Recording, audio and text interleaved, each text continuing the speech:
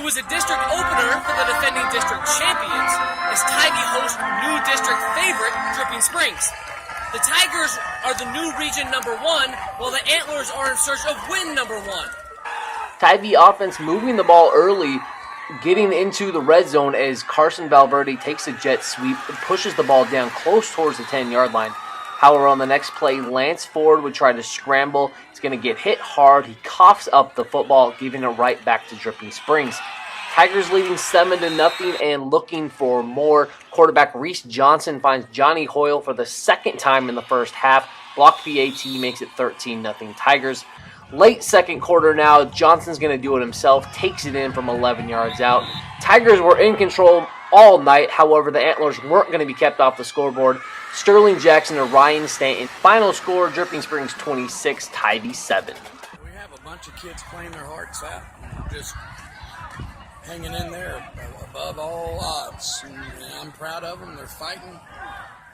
Just seems like we can't make anything happen when we really need to, and then we get more injuries, and it just complicates everything else we're trying to do. And I feel bad for these kids. They're working, they're doing everything they can do, and it just seems like right now it's just some bad luck. It doesn't get any easier for the Antlers next week. They have to travel to region number 2, arch rival San Antonio Alamo Heights, still in search of win number 1.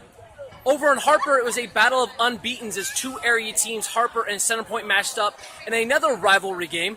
Let's check out how it went down in Gillespie County.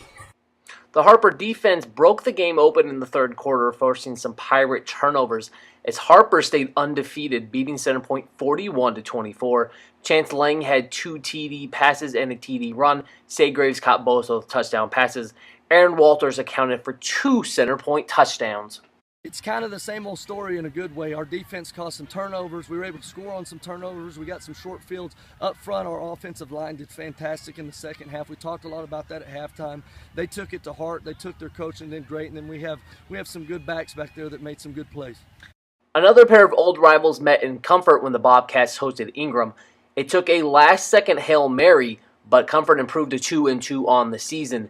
Jason Faulkner led the way, rushing for 259 yards on 39 carries and 4 touchdowns, and for good measure, he added the interception.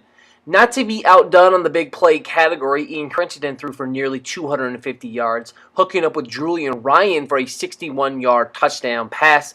Ryan hauled in 116 yards on the night. Unfortunately for Ingram, they remain winless on the year. At home for the first time this season, and senior quarterback Jack Groff back on the field, OLH got off to a hot start, scoring 20 points in the first quarter. However, the offense fell short, only managing 8 points in the next 3 quarters, as the Hawks fell to Round Rock Concordia 73-28. Groff was his normal do-it-all self. He accounted for 3 total touchdowns, led the team in passing and rushing, and had 7 total solo tackles. OLH is on the road again next week when they travel for a Thursday game to New Braunfels Christian. Fredericksburg picked up win number 2 on the season, keeping Lytle winless 48-20. The Billies are now at 500 as they travel to Wimberley next week.